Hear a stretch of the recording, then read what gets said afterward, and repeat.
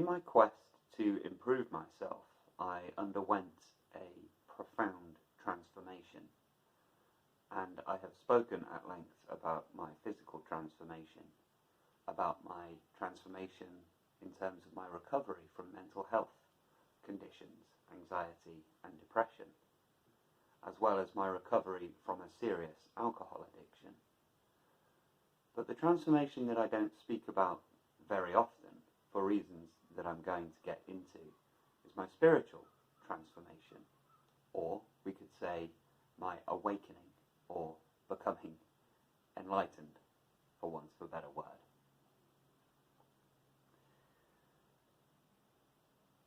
Whilst I was recovering from the mood disorders of anxiety and depression, as well as recovering from alcoholism, I found meditation.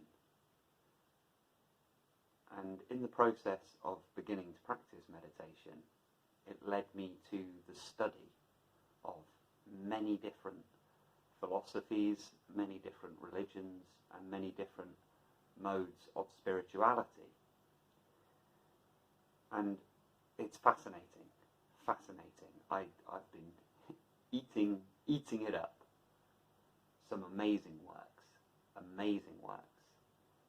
And all of a sudden, everything just became so much brighter and so much clearer through the practice of disciplined meditation, but also just the process of learning and imbibing knowledge and principles and practices. I wanted to make this video because I've noticed similarities between all of these disciplines, and it's with a sense of frustration, I suppose, that there are many incredibly simple principles that the teacher, the guru, the preacher, whoever, often leaves just slightly unsaid.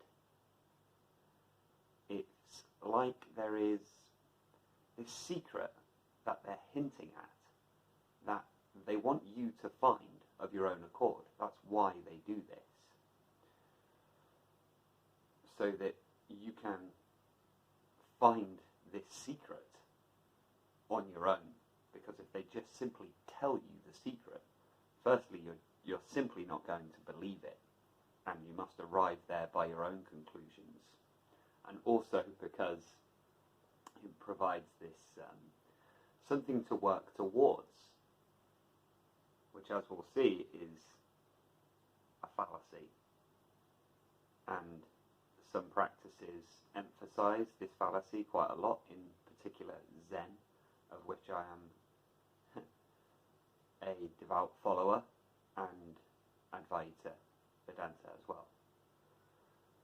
So some disciplines suggest strenuous striving through various practices to attain a sense of awakening and to attain this enlightenment, and others say you're there already, so just sack the whole thing off and be done with it, and just be, and just sit in that being until awakening arrives.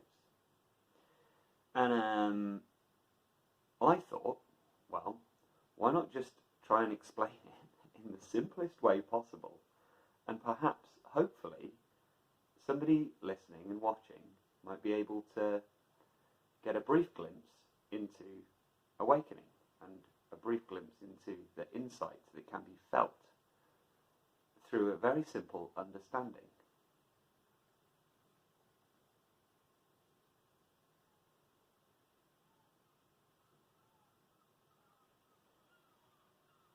It is absolutely crucial if you want to be happy in life, to discover a method for stepping away from your own thoughts. Because your own thoughts can be hell on earth. And I use that term carefully. I use the word hell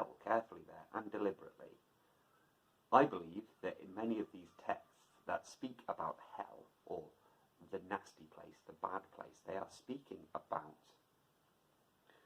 your life.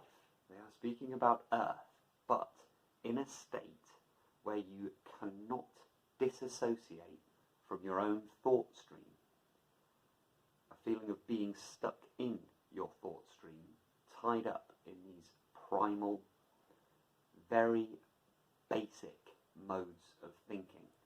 We would say the lower self. Feeling trapped. A lot of these, the more ancient religions speak about being distant from God, or being in the dark, being hidden from God's view.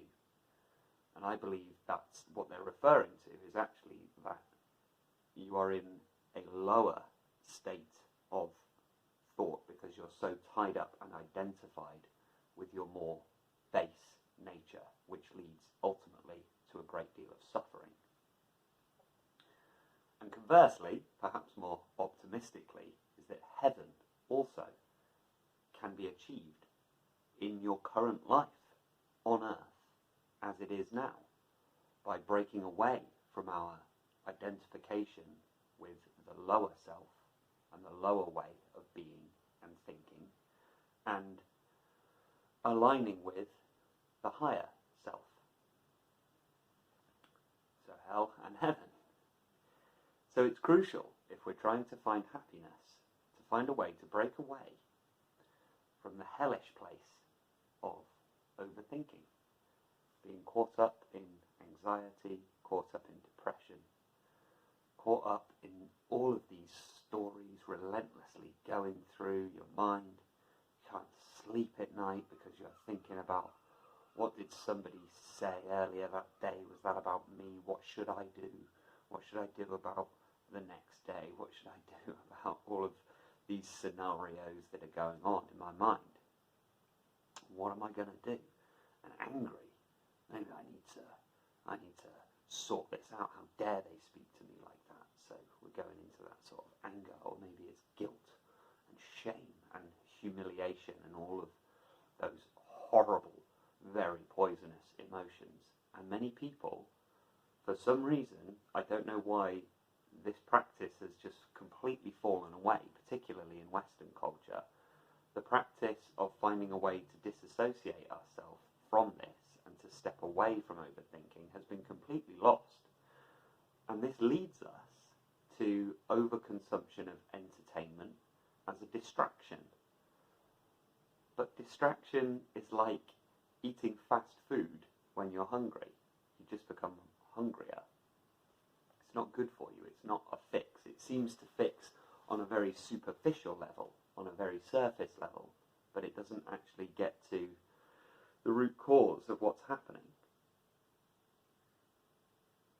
It also is why we turn to drugs and alcohol, because that's the only little off switch that we know. And many people say, I wish I had an off switch for my thoughts. It's just constant. It's just constant. So I want to teach you the practice of meditation, and it's quite simple. It really is beautifully simple. It's a method that you can use to do exactly that, to hit that off switch at any time. But as promised, I wanted to say that I would just straight out of the gate, explain the mystery of awakening and explain the mystery of enlightenment. Because actually it's not that complicated. It really isn't.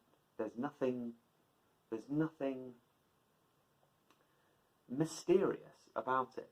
Your own thoughts pretend that it's mysterious, because in many ways your own thoughts don't want you to awaken and don't want you to find this enlightenment, because your own thought stream feels like it's under threat, like it's going to just disappear and dissolve, and we've been taught not to do that. It must survive at all costs. So if we start going into a place where we're saying, right, we're going to find a way to stop thinking, no, we can't handle that. So stay with me, because your thoughts may already be starting to try and wander somewhere else, but stay with me. I'm going to explain very, very simply what enlightenment is. I know I can't draw, leave me alone. So, this is our consciousness. This is the awareness that we exist, the awareness that we are alive. I mean, surely we can all agree on that, can we not? Can we not agree on that? I don't know. If we were to close our eyes and breathe, are you aware that you currently exist or not? If the answer is yes, we're in a good place. If the answer is no, then you've got bigger problems than I can deal with currently. If the answer is yes, and you are able to just be aware of what is right now, then you know that you are conscious. And I've used the I as a symbol there. Again, very common symbol throughout many spiritual practices, religions, everything. Because underneath everything, we are this awareness. If you strip everything back, strip away all thoughts, everything to do with your life, everything, strip it all away, strip it back, strip it back. Forget today, forget tomorrow, forget yesterday, forget all the stories running through your mind, all of it. The thing that needs to be there in order for all of those things to happen is your conscious awareness. It has to be there. It's the constant. It's always there. And it always exists here and now in this present moment. Conscious awareness. Here, this is a terrible, terrible drawing. It looks more like a kidney bean. This is a brain. Now, I've used that brain as a symbol. But I don't mean the brain as such. What I mean is your egoic, self-centered, self-referencing thought process, which is to say, all of your collected ideas, opinions, and beliefs about who you believe that you are currently, and it comes under the banner of your name. Under this we have all of your history, all of your thoughts, all of your ambitions for the future, your concepts of all of your friends and what everyone else is doing, and your family, and all of this thinking that is related to you in your personal identity, name, your age, your height, your weight, all of these numbers, your salary, bank account, the entire story, your self-image, your self-belief, your confidence, all of this, any image that you have regarding yourself is this.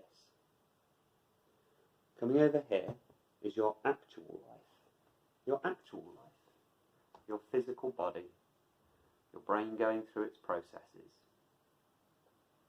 Everything just playing itself out. Just playing itself out. The whole world continuing. The physical reality of the universe. The whole world just carrying on as it does. With or without your involvement. Everyone just carrying on. The world turning. Sun rising and falling. Although it doesn't actually rise and fall. That's an illusion. Everything's just a constant state of motion. Day, night, up, down, left, right. On it goes, on it goes. The entire process just continuing to play itself out. Including you. Including your physical body. That is what is meant by this. And so, just on that point, you and your physical body, you are not separate from the universe. How can you be separate from the universe? You are not a poor little me, little separate entity, and you're the only one who's not getting it right. Everybody else is. That's an illusion. An illusion. Nothing more. This whole time. In exactly the same way that an ant doesn't know it's part of the hive nest. Do ants have hives or nests? I could probably wangle that around in some profound philosophical point, but I'm going to say hive because that's closer to what I mean.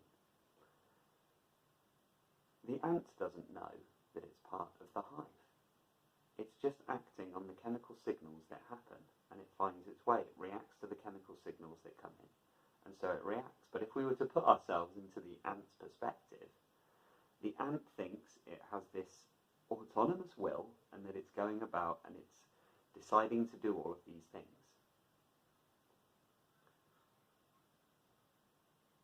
The ant doesn't know that if we panned the camera upwards and looked back and we saw this hive of ants, actually when we look at a hive of ants we can see that it's working as a single organism. It's working as a single point. Now we might be able to understand that quite well actually, because that's a fairly base level of understanding about biology and animals. But let's go a little further than that. Can the ant hill exist without the earth? Now we start to get a little deeper. Can the ant hill exist without the earth? No. The ant hill is the earth, and the earth there is the ant hill. So too, you are a part of this singular organism that is, we have come to call the human race. And we cannot exist without the earth. And the point we will arrive at as well is that we're so much a part of this universe. We're not even a part of the universe. You are the universe. Contained within the fabric of the whole being.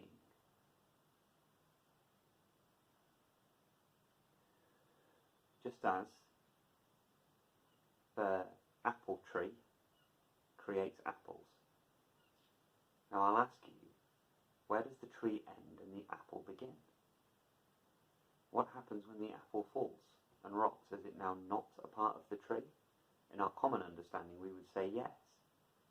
And then it grows another tree. So apple trees, as a process, are a continuing, evolving process. So too humanity is a continuing, evolving process. Not a series of individuals. Because at what point along the line of these apple trees do we say any one of these stands completely alone? It doesn't.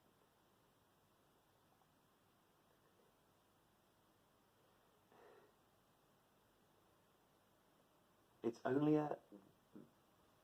an illusion created by our grammar.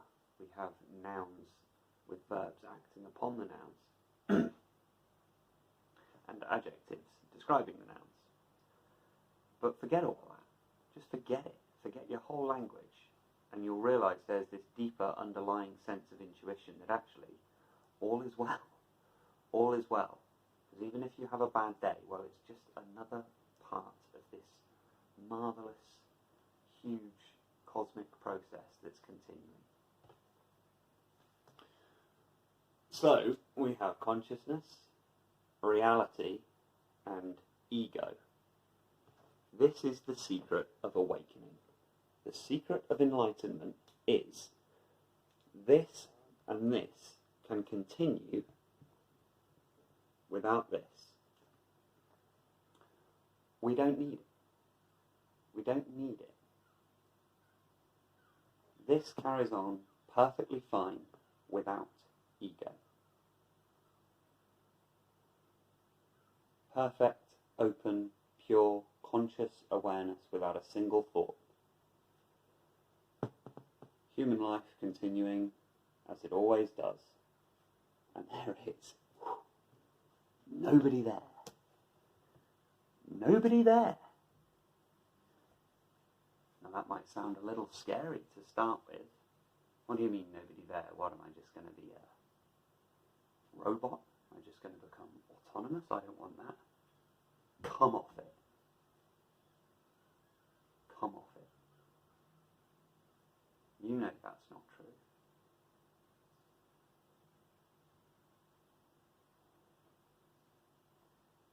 I want to demonstrate a little technique here that you can do with me, so that you don't have to just take my word for it on any of this. You don't just have to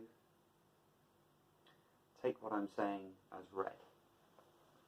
because that would be an act of faith, and that would be quite a big ask. To ask you to take me on faith. So I'm not going to ask you to take me on faith. Let's see if we can experience this directly. Let's see. What's the harm in trying, right? I mean, you're already miserable. You're already unhappy. Otherwise you wouldn't be watching a video like this. You're already questioning, what is all this? Well, I have the answers for you. I have all of them. I have all the answers for you. It's right here, right now. Should we see if we can do it? Should we see what happens? Stay with me. Let's see if we can do this. Wherever you are right now, just begin by feeling a sense of being. Simply beginning by feeling a sense of what already is. Not a sense of what we're about to do. Not a sense of what we have been doing or what we have been talking about. Just leave all of this. It's unnecessary for now. And just bring yourself in to a sense of the here and now. Connect with the sensations of breathing. Just allow the breath to come in and to fall away. We don't need any special breathing technique or to force the breath in, anything like that. We don't need that. Just a sense of connecting your attention entirely to the breath. Just the breath. We're not trying to make something happen. We're not trying to create a certain experience or sensation. Simply attention on breath. It rises and falls. Open out to your awareness all of the sensations in your body.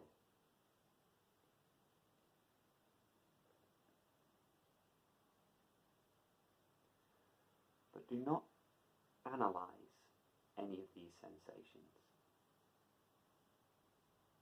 Let's not try to interpret any meaning about any of these sensations. Simply awareness of the sensations coming in and falling away. We are not judging good or bad, just what is. Just what is. Let yourself off the hook. No need to analyse. No need to assess. No need to form any opinions on anything. Just be. And open to your awareness, your attention. Just what is. How simple. Just what is. No next moment. No previous moment. Just now. Have you ever noticed the future doesn't actually arrive? It never has and it never will. It's a myth. So too, the past has been and gone. It cannot return. Focusing on the here and now, breathing. That is all. Even open to all of the sounds around us. Maybe you can hear birds, maybe traffic noise, any sound, it doesn't matter. This can even be done if you're on the bus or if you're out walking. It can be done anywhere. Just open awareness, but no opinions formed. And notice, even though we are not forming opinions or making plans, your heart still beats. The world still carries on around us.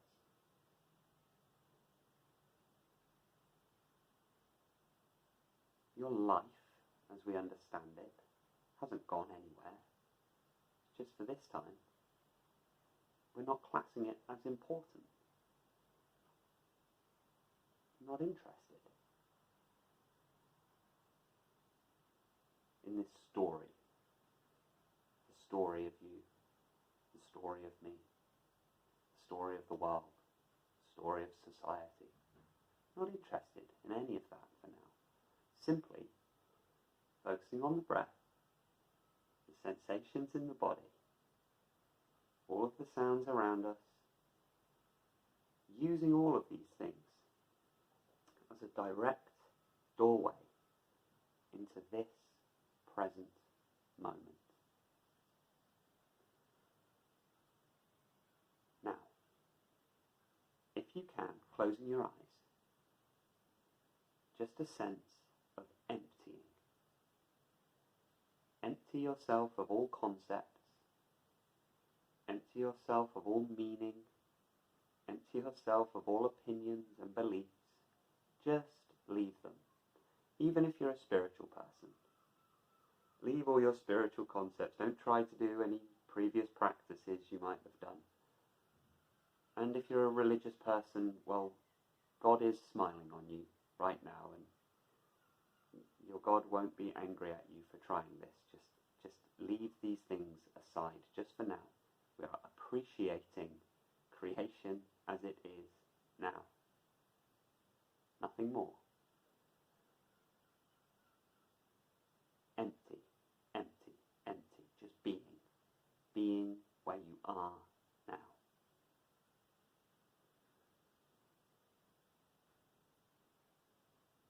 Now, removing all names, any images you have about yourself, any stories that you tell yourself about yourself. Just let yourself off the hook for all of this. They're not going anywhere, but just don't really pay any mind to that now. And wherever you are, if you're in a room, just begin to visualize that this actually is an empty room. There's nobody here. It's just empty. It's vacant. If you're sat on a bench, it's an empty bench. Visualize it. There's nobody there. Nobody there, nobody here. Empty, empty, empty. Wherever you are, visualize that space as fully empty. Nobody there.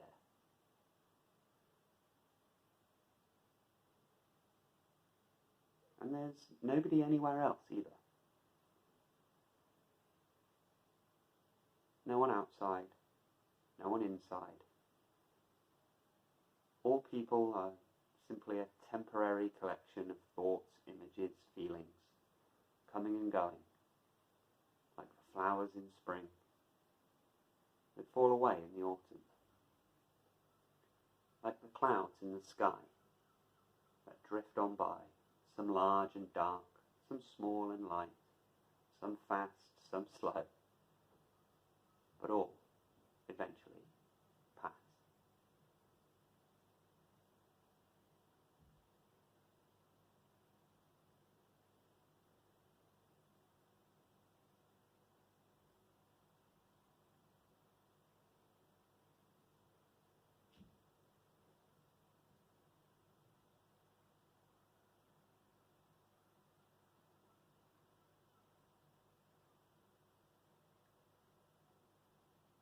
From time to time, you will feel thoughts continuing to come in to pull your attention away.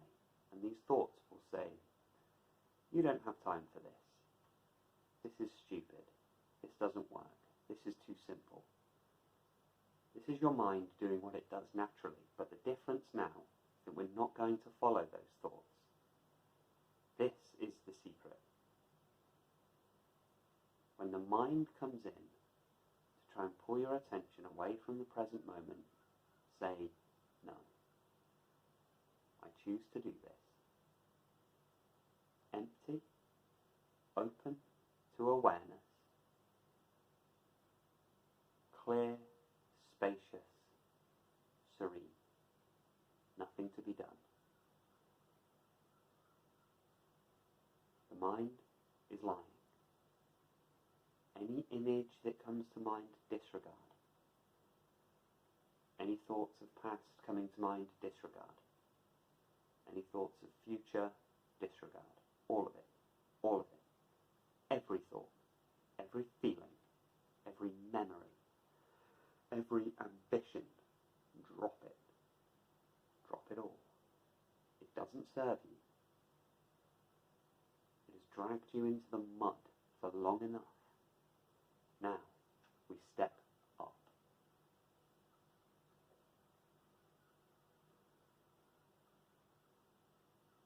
No name. I am not calling you by your name.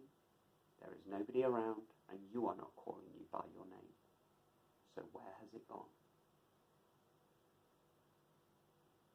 Perhaps it was never there.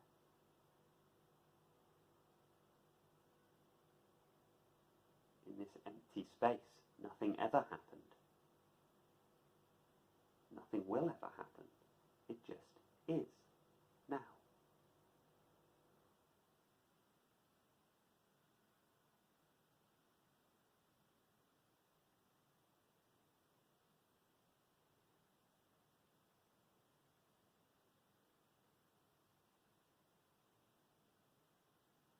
Know that you can do this anytime. At work, in bed at night, when you're suffering an anxiety episode, when you're stressed, when you're tired. At any time, quite easy. Simply close the eyes. Become aware of the breath rising and falling. Just not engaging with any thoughts of past or future. And simply emptying.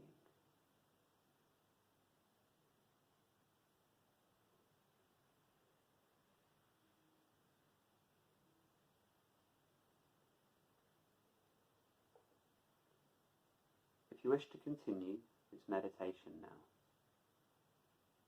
I would recommend just pausing this video, setting a timer for 10 minutes or so, and just continue to sit with the principles pointed to there.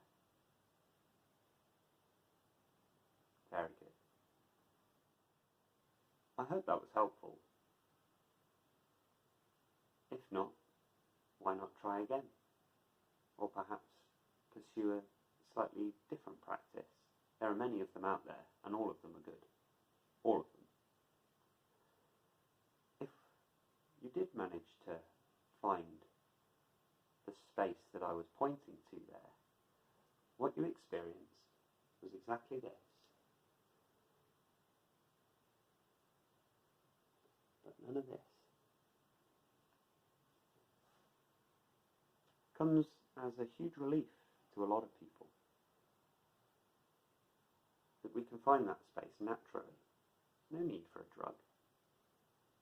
Did I administer any drugs?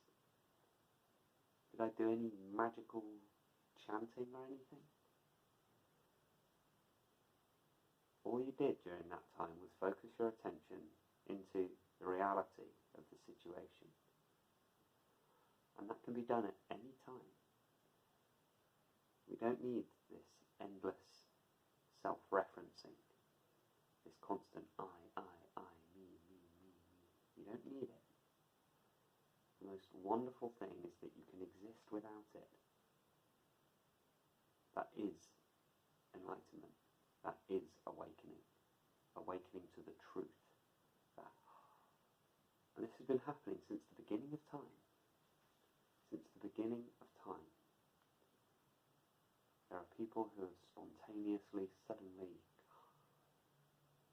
wow, my God, this whole time, I thought it was just little me. And actually,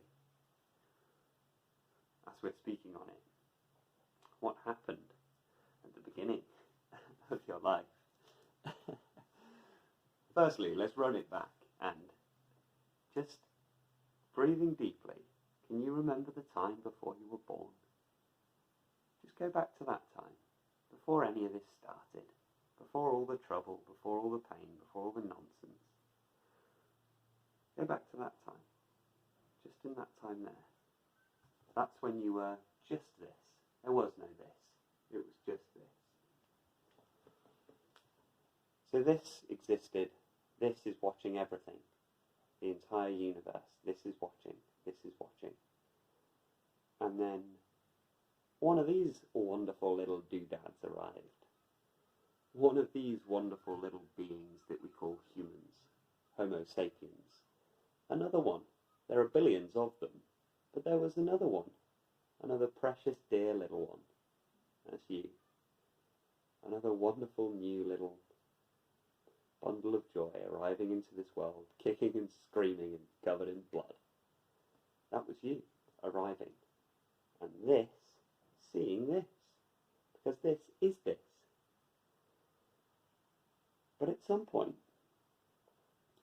this got tangled up. Tangled up. Tied up. Tied up. Tied up into a knot. Into a tight tangle of fibres. It got caught up and, in a sense, trapped. It got trapped into this little kidney bean. Very hastily drawn there. And then this happened. That got created. That got created in between this and this. This got made. A collection of thoughts, a collection of memories that all collected up, got tied up, tangled up into this knot. That's what happened. Mystery solved. There was no great mystery. And now, at some point, this forgot all about this. This forgot all about this, and this became all about this. And this is why you're so terrified all the time, and so anxious, and so afraid, and always in this self-defense mode, and always fighting, and always striving, defending yourself, attacking, trying to gain things, because we have forgotten this. At some point, you will have no choice, because this will go, and this will go. But it's nothing to be afraid of, because you will still be this.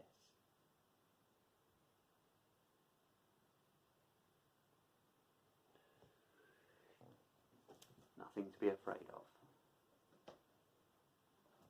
There is nothing to fear. The you that you thought you were simply does not exist. There is a body, there is a universe, and there is consciousness. That exists. But your name, your entire identity, is just a temporary, illusory thought. This is why life feels so difficult, because it's futile. We're attempting to achieve and gain something for this temporary, illusory self. It's why we're so afraid, so anxious, so confused all of the time, because our baseline assumptions about who we are completely wrong.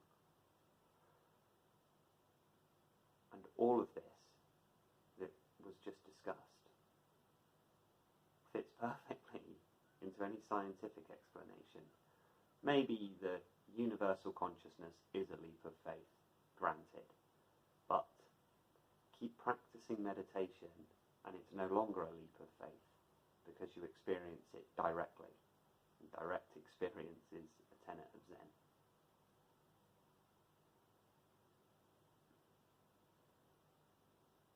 If something brings you peace and joy, wouldn't it be a good idea to keep doing it?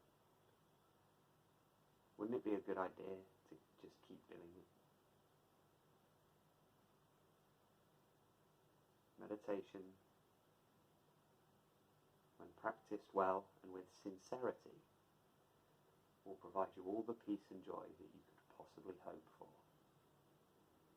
And what does it feel like when we bring ourselves into that point of total serenity? Well, it feels like nothing ever happened.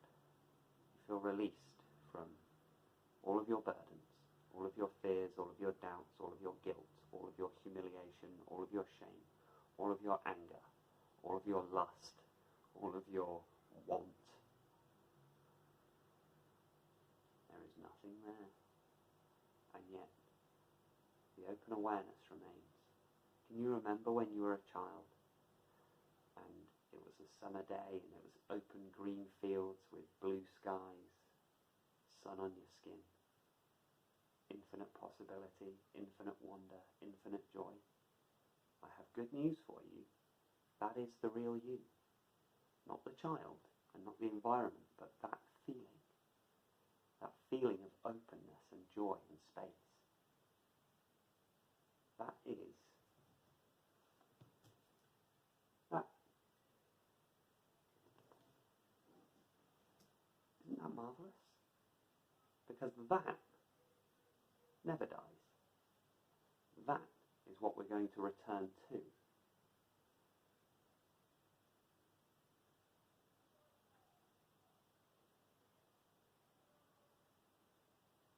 That is heaven.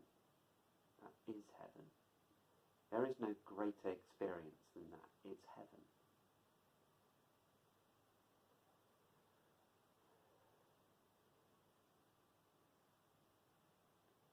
What makes it heaven when it's attained as a spiritual realization rather than the experience of childhood is that the experience of childhood is temporary. The experience of realization isn't. Realization is permanent. It cannot be undone. And you remain there in that state even in the depth of your despair and your misery. And you watch everything carry on. But we do so from this place. Not from the place of nastiness, not from the place of striving, not from the place of egoic self-referencing, but from the empty place, the nowhere place. The place where anything is possible, the infinite place.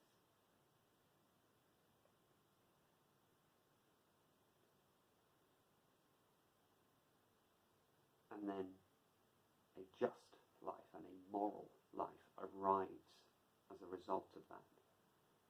Because you're no longer only out for me. You're no longer only out for yourself, because actually you couldn't really care any less. Could not care any less. Your heart is overwhelmed with joy, love for everyone, every human being. You can see both sides of an argument perfectly clearly and feel nothing but compassion for both sides. All of the arguments, confusions, wars, conflicts in the world, I understand. Even people who you used to disagree with and be a bit of an enemy of, all of a sudden you think, wow, fair enough. Fair enough. And I look at people, I see them walking, and I think, well done.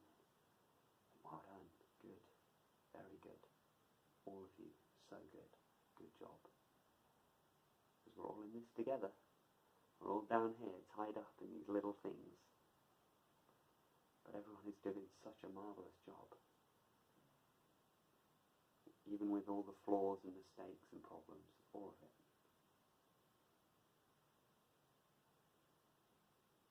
So how do we use this knowledge to bring ourselves to a calmer, more peaceful, more compassionate world? Well, it can't be done. I mean, you could try to make a YouTube video to get through to people, but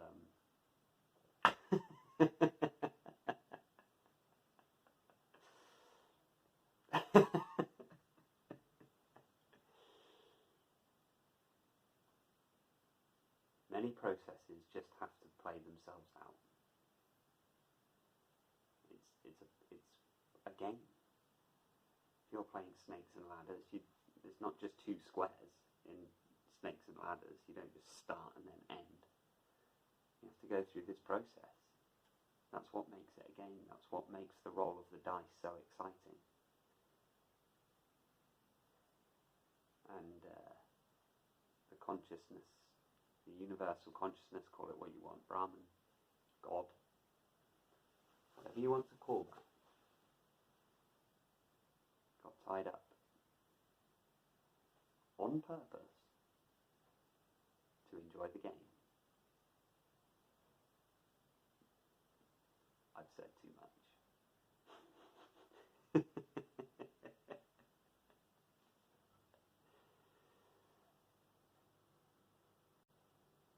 Thank you so much for watching. I hope this has been useful. I hope this has been helpful. And I would invite you to continue the practice of meditation and see where it leads you.